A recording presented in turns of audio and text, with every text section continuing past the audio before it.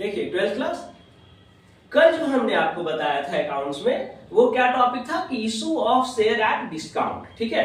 Premium के बाद क्या पढ़ा है, डिस्काउंट पढ़ा है, ठीक है। आज जो नेक्स्ट टॉपिक पढ़ा रहे हैं वो क्या चलेगा, कॉल्स इन एरियर। क्या चलेगा, कॉल्स इन एरियर। आप इसको ना थोड़ा देखिएगा, कॉल्स इन एरियर होता क्या है। कॉल्स इन एरियर, पहले इसको समझिए कि कॉल्स इन एरियर होता क्या है, उसके बाद इसका जर्नल एंट्री समझेंगे, है ना, कि जब कॉल्स इन एरियर जब समझ लेंगे तो उसका जर्नल एंट्री किस तरह से होगा ये समझाएंगे। तो कॉल्स इन एरियर मतलब क्या होता है, बकाया। एरियर का मतलब क्या होता है, बकाया। एरियर मतलब क्या हो गया, बकाया हो गया। अब कॉल्स इन एरियर, तो कॉल्स इन एरियर यानी कि कॉल पे बकाया। कॉल्स इन एरियर का मतलब क्या हुआ, कॉल पे बकाया।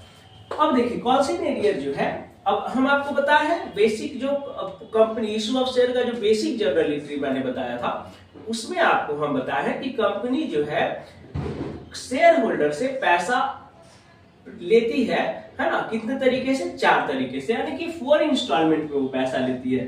फर्स्ट लेती है एप्लीकेशन, ठीक है। सेकेंड आपको क्या बताए थे, अलॉटमेंट बताए थे, अलॉटमेंट।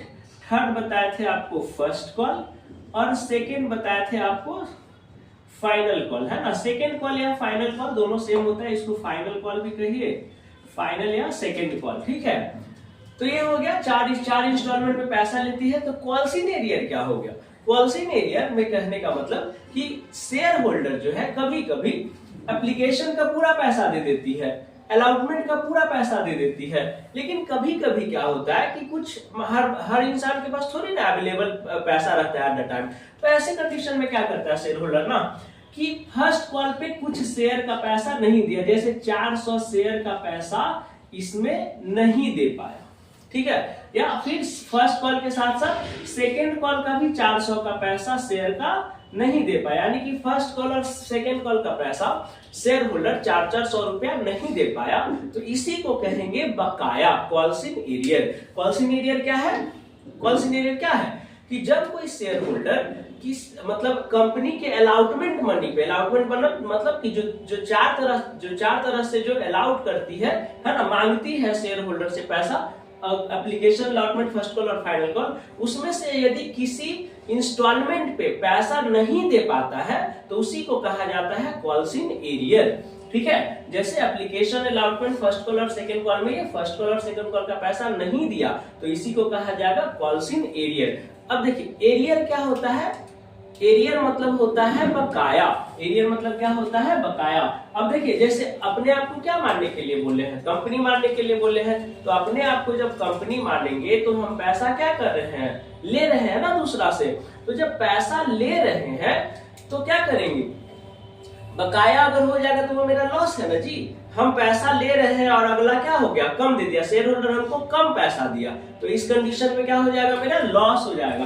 तो कॉल्स इन एरियर पहले तो नॉमिनल अकाउंट लिखेंगे, क्या है, नॉमिनल अकाउंट। नॉमिनल अकाउंट में क्या हो गया, ये लॉस हो गया। अब लॉस हो गया तो इसका एंट्री किधर करेंगे, लॉस का एंट्री करेंगे डेबिट साइड में। किधर करेंगे, डेबिट साइड। लॉस का एंट्री डेबिट साइड। अब ये जो है ना हमेशा रिसीव एंट्री के साथ ही एंट्री होता है ना। कॉल्स इन एरियर और कॉल्स इन एडवांस में जो भी एंट्री होगा रिसीव एंट्री के साथ होगा। प्रीमियम और डिस्काउंट आपको बताया कि वो ड्यूज एंट्री के साथ होता है, लेकिन कॉल्स इन एरियर जो है हमेशा रिसीव एंट्री के साथ होगा। ये बेसिक कॉन्सेप्ट पहले समझ लीजिए, उसके बाद हम अभी क्वेश्चन देंगे कॉल्स इन एरियर का, तो आपको समझा देंगे पूरा कि कैसे कैसे होता है। तो calls in arrear nominal account, loss, और ये डेबिट साइड होता है, और ये रिसीव के साथ होता है, क्योंकि कंपनी हम क्या बताया, कंपनी में प्रीमियम और डिस्काउंट का जो एंट्री होता है वो ड्यू एंट्री के साथ होता है। क्योंकि कंपनी को पता है कि हम इशू प्रीमियम के साथ किए हैं या इशू डिस्काउंट के साथ किए हैं, तो उसी तरह वो ड्यू में ही कर लेती है, क्योंकि कंपनी को पता रहता है। लेकिन कॉल्स इन एरियर होगा कि कॉल्स इन एडवांस होगा, ये कंपनी को थोड़ी पता है। कंपनी तो अपना मान के चलती है कि चलो ड्यू एंट्री तो वो पहले कर लेती है कि चलो हमको इस फर्स्ट कॉल का इतना पैसा मिलेगा, लेकिन वो तो शेयर होल्डर ना कम पैसा दे देता है जी, तो कंपनी को क्या होगा, कम रिसीव होगा। कॉल्स इन एरियर में क्या होगा, पैसा कम रिसीव होगा, तो ये रिसीव करेगा कंपनी तब ना पता चलेगा कि बकाया दिया कि एडवांस दिया। इसीलिए इसका एंट्री कब होता है, रिसीव एंट्री के साथ होता है, ठीक है। चलिए अब इस पे क्वेश्चन दे रहे हैं, ये बेसिक कॉन्सेप्ट, डेबिट साइड होगा, रिसीव एंट्री के साथ होगा, और ये तो आपको पता ही है। एक क्वेश्चन दे रहे हैं, आपको समझ में आ जाएगा। देखिए एक क्वेश्चन है कंपनी में, कॉल्सन एरियर का जो क्वेश्चन है, एक company limited issue 10,000 share at the rate ₹100 each, payable as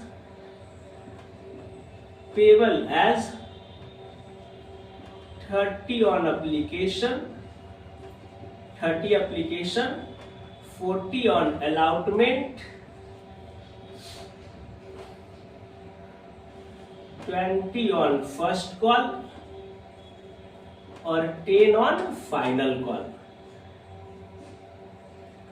है ना। ये 4 इंस्टॉलमेंट हो गया। एप्लीकेशन पे 30, अलॉटमेंट पे 40, 20 रुपया फर्स्ट कॉल पे और 10 रुपया फाइनल कॉल पे। अब देखिए कॉल्सन एरियर कहां पे आएगा। अब इसमें क्वेश्चन कहेगा कि a share holder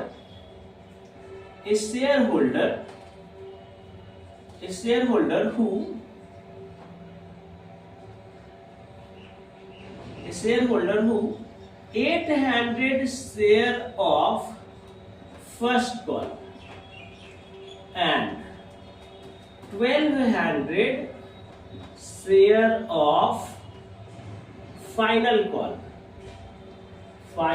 call did not pay, pass journal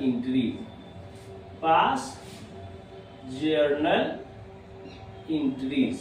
clear है, ये क्वेश्चन हो गया। इसमें एकदम ध्यान से समझिएगा, कॉल्सन एरियर अगर आपको समझना है, ठीक है। देखिए आपको issue of share at premium, issue of share at discount, part 1, part 2, part 3 करके आपको बता रहे हैं, ठीक है। ये आपका चौथा पार्ट हो गया है ना कॉल्सन एरियर।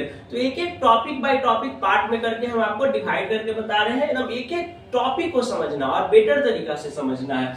देखिए एक company limited issue 10,000 share at the rate ₹10 is payable as 30 on application, 40 on allotment, 20 on first call and 10 on final call. ये ₹100 हो गया, ठीक है। अब इसमें कह रहा है एक शेयर होल्डर है जो 800 शेयर, कितना शेयर, 800 शेयर फर्स्ट कॉल का और 1200 शेयर फाइनल कॉल का डिड नॉट पे मतलब कि वो पे नहीं कर पाया। तो जब पे नहीं कर पाया तो वो मेरा बकाया में हो गया जी। अब उसको बाद में लेंगे, जब कभी कंपनी को प्रॉब्लम होगा उससे पैसा लिया जाएगा, ठीक है। और पास जर्नल एंट्री यानी कि इसका जर्नल एंट्री करना है। तो देखिए हम आपको टोटल जर्नल एंट्री करके बता रहे हैं इसमें, चूंकि कॉल्सन एरियर का पहला क्वेश्चन है, इसलिए हम आपको एप्लीकेशन से लेकर फाइनल कॉल तक आपको एंट्री बताएंगे, कहां पे चेंजिंग करना है ये आप उसमें देखिएगा।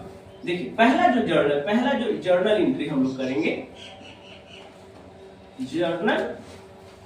जर्नल एंट्रीज जो होगा, देखिए पहला एप्लीकेशन का मनी रिसीव करेंगे तो पहला जो एंट्री होगा वो होगा bank account debit to share application account, bank account debit to share application account. कितना हो जाएगा, ये हो जाएगा bank account debit to share application account 10,000 गुना एप्लीकेशन का मनी 30 रुपया, यानी कि ये हो जाएगा 3 लाख। कितना हो जाएगा, 3 लाख। आप लोग फॉर्मेट में बनाएंगे, date particular ledger folio debit amount credit amount, जैसे हम आप लोग को फॉर्मेट पिछले क्लास में बताए थे, या बेसिक जो फॉर्मेट बताया है, ठीक है। क्या हो जाएगा, एप्लीकेशन मनी रिसीव। सेकेंड जो एंट्री होगा वो क्या होगा, आप एप्लीकेशन मनी रिसीव कर दिए, अब इसको ट्रांसफर करेंगे तो क्या होगा, ये सब तो आपका रटा हुआ होगा जी, शेयर रटा हुआ है ना, ये सब एंट्री रटा हुआ है ना सबका। Share application account debit to share capital account, यहाँ पे क्या लिखाएगा, एप्लीकेशन मनी ट्रांसफर। क्या हो गया, एप्लीकेशन मनी ट्रांसफर हो गया। अब इसका रिसीव, अब ड्यू एंट्री करेंगे अलॉटमेंट का, तो क्या होगा,